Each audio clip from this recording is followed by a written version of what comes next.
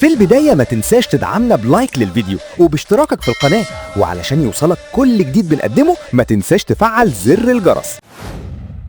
تصريحات نارية من معتمد جمال عقب الفوز على سموحة. أكد معتمد جمال المدير الفني لفريق الزمالك إن مواجهة سموحة كانت صعبة رغم الفوز بهدف دون رد في الجولة السادسة من مرحلة حسم الدوري المصري الممتاز، وقال إن الفريق لم يحقق أي إنجاز حتى الآن، مشددا على ضرورة غلق ملف الدوري مؤقتا والتركيز الكامل على نهائي كاس الكونفدرالية أمام اتحاد العاصمة الجزائري.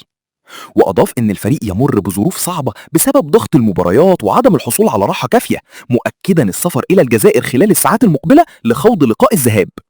ووجه معتمد جمال الشكر لجماهير الزمالك على دعمهم المستمر، مشيدا بروح اللاعبين وأدائهم الرجولي رغم الظروف النفسية الصعبة عقب المباراة السابقة.